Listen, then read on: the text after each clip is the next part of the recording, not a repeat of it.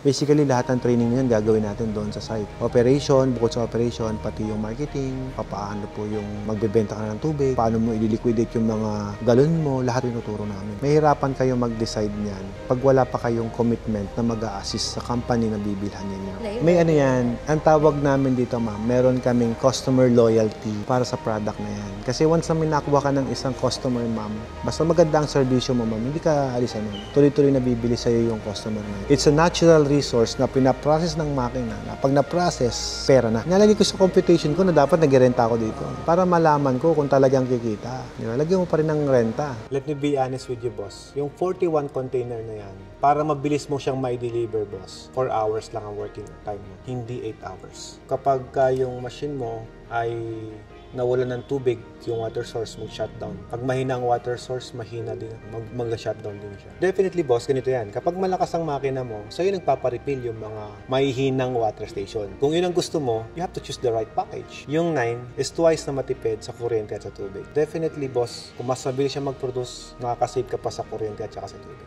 Kasi yung 9, kahit ibang barangay, kaya mong deliveran. Kahit ibang municipality, kaya mong supplyan. Kahit ibang water station, kaya mong bigyan. Na hindi nadidelay ang deliver mo kasi malakas, mabilis. Yun. May water station na ron bago ka magtayo. Sabi mo may isa. Anong reason nila para lumipat sa'yo? Kahit masarap yan, sir, kung mabagal ka mag-deliver, hindi kakayanin yun. Yung hapon, nagkakarga ka na para bukas. Para mabilis ang service. Kapag ka ma-package na yun ka, ang targetin mo, 400 bottles. Kapag naka 400 bottles ka, boss, ang goal mo dyan, dapat meron ka ng plano na bumili ng isa pang machine.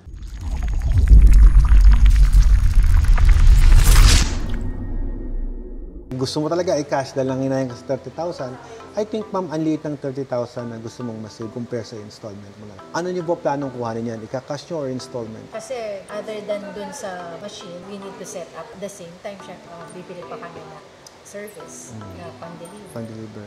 Containers. Bawi pang gastos. Basically, ma'am, abot kayo ng 1 million mahigit kapag gusto mo ng maganda. Kasi kung yung building, hindi renovate, kumbaga talagang from the scratch. Meron lang in place. Kumbaga, ano na lang. I-develop na lang po.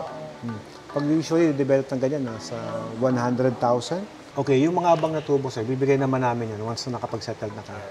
Kasi may building layout tayo. Sa site visit namin kayo, may layout. So, basically, lahat po ngayon, gagawin naman namin once we have already committed. Para ma-site visit namin, makita namin actual, magawa namin kayo ng building layout. Although, reservation ninyo kung kukuha na kayo, ang mangyayari po niyan, bibigyan namin kayo ng sample ng layout namin. But basically, after mabigyan namin kayo, bibisitahin pa rin namin. Para ma-sure lang, kuha kami ng water sample. Pag installment, ma'am, may collateral tayo, tsaka cheque. The reason why reservation will do, kasi pag sinite visit namin kayo, syempre pupuntahan namin kayo, gumagasos na kami. Wala nang atras, kasi kagandahan sa reservation, sabi ko nga, before gawin to ni sir, mas maganda ma-site visit din namin. Kasi kung mag-a-apply ka na, ma'am, matagal pa yan eh. To be honest, matagal pa. For example, nag-reserve ka ngayon, edi pupuntahan namin kayo for the site visit. Kukuha kami ng water sample. Papalaboratorio namin yon para sa machines. Para ma-set up namin ng tama yung makina. Building nyo naman, ginagawa pa yon. Habang ginagawa din namin yung makina mo dito. Tapos, schedule of delivery tayo. Kapag deliver namin yung makina, i-install pa namin yon. So, after ma-install, tsaka po tayo mag-alakad ng permit. Matagal pa yon.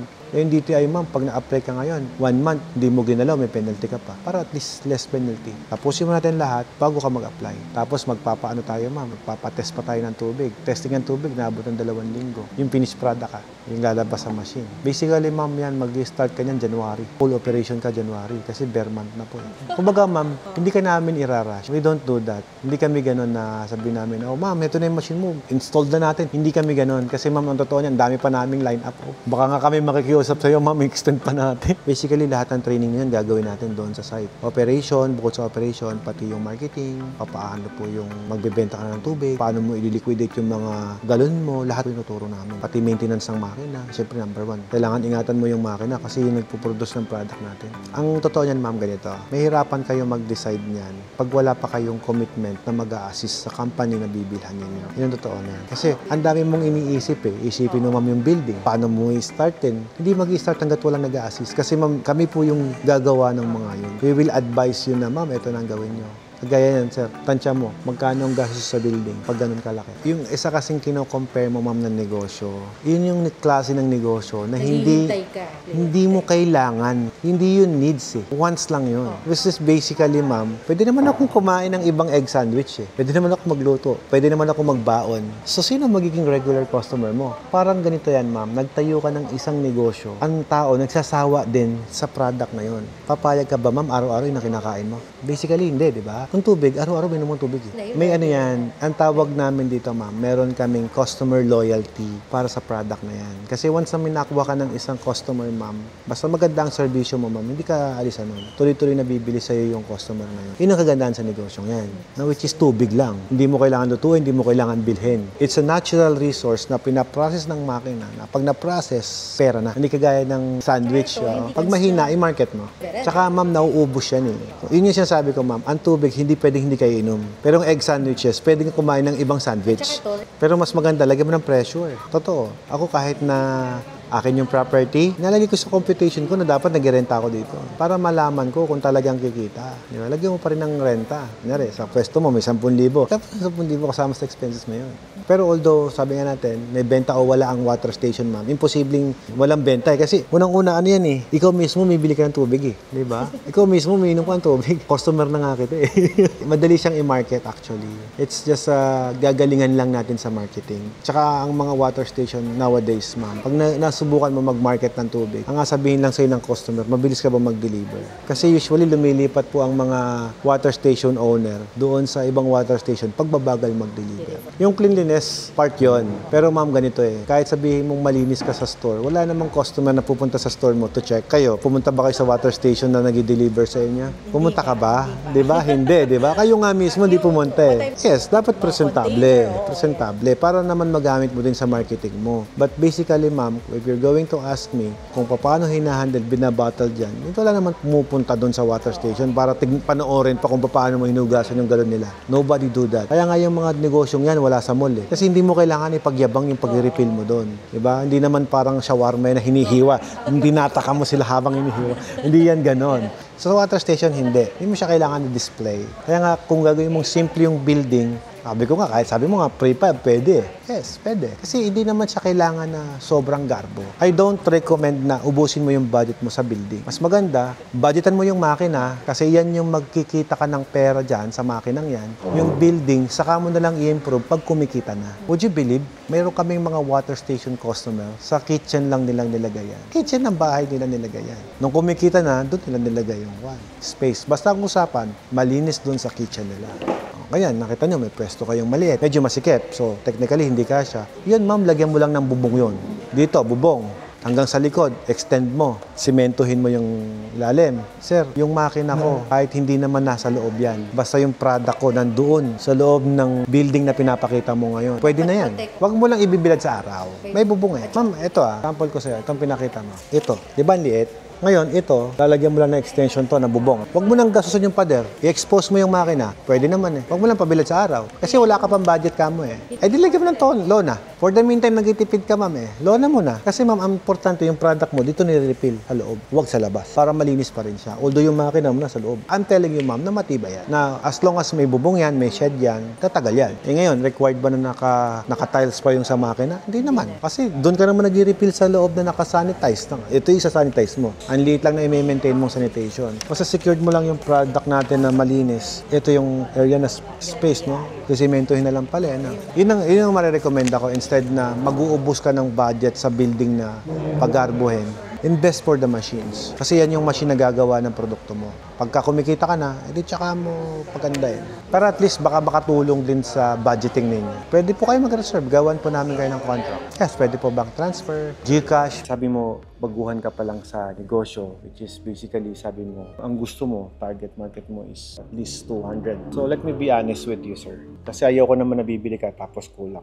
6,000 gallons per day po yan. Ngayon, kapag po meron po tayong kulang sa tubig, humihina po yan. For example, yung tubig marumi, humihina po siya. Kung 6,000 gallons per day at mas marumi ang tubig po, ang nangyayari po yan, bababa yan, nagiging at least 5,000 pa yan. So basically, sir, baka sabihin mo sa akin, Alfred, naloko mo ako eh. 6,000 nakalagay sa kontrata natin tapos 5,000 yung binigay mo sa akin. I'll be honest with you, humihina yan kapag marumi ang tubig. So, hindi natin makukuha yung enough na requirements na 6,000. Realistic. Kumbaga, gusto kong maging honest sa'yo, boss. Ayokong luloko ka lang. Sabi ko nga sa'yo kanina, I'll be honest with you, sabihin ko sa'yo pati negative. So, this is the negative part. Conservative computation, sir. 5,000 gallons per day lang yung may puproduce natin. Basically, sir, ang 5,000 gallons per day, i-divide natin yan sa 5. Kasi 1 container is 5. So, you have only 1,000. Dami, di ba? Boss, this is per day. I-divide mo yan sa 24. So, you have only 41 containers per hour. Let me be honest with you, boss. Yung 41 container na yan, para mabilis mo siyang may deliver, boss, 4 hours lang ang working time mo. Hindi 8 hours. Di ba yung tauhan mo, binusweldohan mo ng 8 hours? Bakit sasabi ko ng 4 hours lang? So, morning kasi kailangan ma-deliver na siya agad. Kapag inabutan ng hapon yan, late na yung deliveries mo. Pick up before lunch, kailangan ma-deliver mo. Correct. Multiply by 4, that will be 166 lang. Container. Ngayon, kaya naman 200. Pero boss, medyo hinahapon-hapon yung deliveries mo. So basically boss, kapag ka nag-overtime mga tao mo, babayaran mo yun. Sa 4 hours, naka-deliver na sila. Eh yung 4 hours mo boss is only 166 bottles. Not to mention boss, kapag ka yung machine mo ay nawalan ng tubig, yung water source mag-shutdown. Pag mahina ang water source, mahina din, mag-shutdown din siya. Okay sir, para hindi manggulo sir, computerin muna natin yung capacity talaga. Kasi magiging redundant yung usapan natin, sir. That is your plan. Let's make it reality. Kasi boss, kung 166 lang ang may kaya mong i-produce, medyo mabagal ang deliver. Ngayon, kapag mabagal ang deliver, lumilipat yan sa ibang water station, yung mga customer mo. At posible, yung galon mo na binili, sa'yo yun eh, di ba? Posibleng ipa-refill nila yon sa kalaban ng water station. Gusto mo ba yon, di ba? So kung ayaw mo yon, boss, kailangan mabilis makina mo. Definitely, boss, ganito yan. Kapag malakas ang makina mo, sa'yo nagpapa-refill yung mga mahihinang water station. Anong gusto mo? Ikaw ang nagre-refill sa kalaban mo or ikaw ang nire-refill ng kalaban mo? Kung yun ang gusto mo, you have to choose the right package. Kapag sinabi mo sa akin, Alfred, kailangan ko lang mag-start lang ako. Gusto ko mag-start lang sa mura, sa mahina. Yes, hindi kita mapipigilan. That's your budget, that's your point of view. Sige, bentahan kita ng ganon. Pero wag mo ko hisihin na meron ka palang mas magandang package, bakit hindi mo in-offer? Yung 9 is twice na matipid sa kuryente at sa tubig. Definitely, boss, kung mas mabilis siya mag-produce, nakakasave ka pa sa kuryente at saka sa tubig. Sample, kung ang kuryente ng package 6 mo is 20,000, yung 9, 10K lang. How many 10,000 per month ang nasasave mo? So, in a matter of 1 year, that is 120,000 pesos. Ang malalakas na water station, sila ang namamayagpag kasi sila po yung malakas mag-deliver, sila po yung may good service. Eh, sir, ang water station is a services. So, kung ang target mo, 100 galon, 150 container, yun lang yung pangarap mo, boss. Sige, doon tayo sa 6. Hindi na kita i-convince na bumili ka pa ng mas malaking package. Lahat po nang nag-branch dito, yung bumili ng malaking package. Lahat ang hindi nakapag-branch, yung bumili ng smaller package. Paano ka makakapag-branch, boss? Kapos ka nga eh. Kasi yung 9, kahit ibang barangay, kaya mong deliveran. Kahit ibang municipality, kaya mong supplyan. Kahit ibang water station, kaya mong bigyan. Na hindi nadidelay ang deliver mo kasi malakas. Mabilis. Yun. Kasi hindi kita kailangan bulahin dito, boss eh. Water station operator ako, boss, for several years. Yan po yung naging bread and butter ko. Alam ko yung mga advantage at disadvantage niya. Sir, ganito eh. Ang pagbili po kasi ng machine, isang beses lang. Hindi ka nabibili ulit. Diba? Not unless magbabranch ka ulit o magkatayo ka ng iba. What I'm saying, sir, ganito. Yung na-save mo for the several years, iba pa rin yun.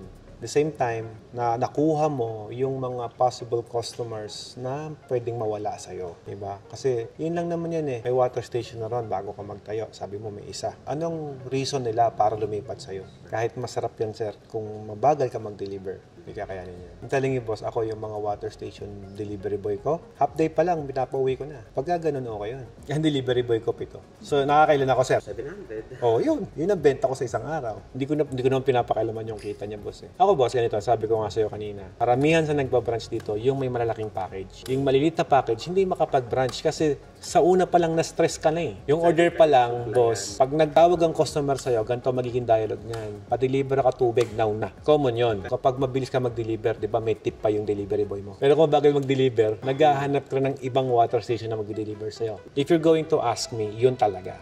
Now, kung sabi ko nga, hindi kita pipilitin. Kung gusto mo yung 6, of course, maganda naman yung 6 namin. Go for the 6. Wala kaming doon. Kumbaga, no question asked. Hindi namin ibebenta yan, boss, ng pangit. Na-compute mo na ba yung kinikita ng 200 bottles? Kasi yun ang goal mo eh. So 200 bottles times 25, that will be 5,000 pesos per day. Gross. 200 to I-multiply mo na lang yan sa 200 times 25. That would be 5,000 pesos per day yan. I-multiply mo na lang yan sa 26, 130,000 pesos in a month. Pinakamahina ng mga client ko, sir, average nila, 350. 350 bottles yan. Kung meron kang 5,000 pesos daily sa 200 bottles na goal mo, boss, ano yung mga ina-expect mong gastos dito? Maintenance. Sa maintenance namin, boss, sa filter namin, 15,000 lang per year. 15,000 a year. Yes. So, bawasan ko to, sir, ng 1.5 na para malaki. May kasamang asin. May 128,000 ka pa rin. Gasolina mo, boss, 3,000 pesos, itong tricycle. I-less ko yung 1.5, that will 128,500. Less natin yung pang-transpo mo. Sa gasolina, 3,000. Every day 100. 100. Kasi marami nang naiikot yung 100 eh. Pasahod mo. Pasahod. Magkano pasahod mo? 450 times 26. That will be 11,700 pesos in a month per person. Times 3, that will be 35,100. So, ibawas ko rito yung 35,100. May 85,000 ka pa din, boss. Bill ng water bill, tsaka electricity. Sa water bill, kung nakanawasa ka at 5,000 sa kuryente. So, definitely, bawasan ko ito na 10,000. Bakit maliit ang binamos ko? Kasi maliit ang benta mo eh. Kasi puhunan mo lang sa isang container, boss. Kapag package 9, piso. Kapag deep well. Kapag nawasa yan, 250. Kapag naman package 5, 5 piso. Yun naman, doble. But ngayon, nangihinayang ka na. Sabihin mo na i-plot natin, gawin mo ng 70,000, boss. Per month na. per- Yun yung per month. gross mo. Net. Na net mo. Oo. So, 200 lang yan. I-multiply mo na lang yan sa 12 months. That is with 1 year. It's 840,000. Magkano lang ang investment mo? Yes. Almost sa bawi mo. Sa 200 lang yun, boss. Sa 200 lang yun na target. Sabi ko nga sa'yo, ang isang customer ko, boss, 350. Ako, boss, 700. Yung ibang client ko, sir, naga 1.5. Ang diskarte namin sa ganyan, boss, ganito. Nagpaparami kami ng container. Tapos sa morning, dapat ma-dispatch lahat yung deliveries. Morning. Yung hapon, nagkakarga ka na para bukas. Para mabilis ang service. Ganun po ang ginagawa namin. Ngayon, boss, ganito yan. Kapag ka ma-package na yun ka, ang targetin mo, 400 bottles. Kapag naka 400 bottles ka, boss, ang goal mo dyan, dapat meron ka ng plano na bumili ng isa pang machine. Kasi, boss, sa lakas ng negosyo mo, sa 400 bottles, pwedeng masira yung makina eh. So, kailangan mong may backup para pag bumigay yung isa, meron ka pang isang machine. Hindi naman mag-iba ang lasa ng kumbaga. Hindi. Ganun ang ginagawa namin. Yung isa, reserva mo. Para pag bumigay, meron ka. Nabudol na kita? O nabudol ka niya? Hindi. Sinabi ko lang sa'yo yung totoo. Sa kanya kasi, totoo naman yun sa kanya. Naano mo na eh. Kumbaga, alam mo na yun. Kumbaga, hinighlight ko lang. Para mas maintindihan mo. Para masabi mo, sulit yung binili mo. May mga client kami, sir, hindi nagmamarket nga eh. 6 yung kukunin mo, lalagyan mo ng yelo. Lalagyan ko ng yellow. Ala na. Yelo pa lang, ubusin na yan. Lakas sa tubig yan. Yan, boss, yung nakikita mong mga water station sa labas na makita mo, ang dami-daming container. Yan, mahina kasi makina nun. Kaya madaming container na nakapila. Lang. Pero kung malakas makina mo, walang pipila din. Kasi, number 1, our machine is customized. Since customized po yan, yung buhay ng makina tumatagal eh. Yun yung kagandahan dyan. Tanong ko lang, anong disadvantage ng ceramic at saka stainless na? Yung advantage yung pag-usapan natin, hindi yung disadvantage. Yung advantage nun, hindi kinakalawang. Kasi upgrade niya yung ceramic. Down payment po para ma-start natin yung makina. Tapos, ipo-full paid nyo kami once na-deliver namin. Half payment mo, tapos 35 working days before namin ma-deliver. And then, dollar na lang din, boss. Maganda palitan ngayon. Panalo ka ngayon. Sayang kasi kung reservation lang, hindi pa gagalaw yung transaction. I hope ay nasatisfied namin ang inyong mga katanungan. Thank you so much. Thank you, sir. Thank you. Soon.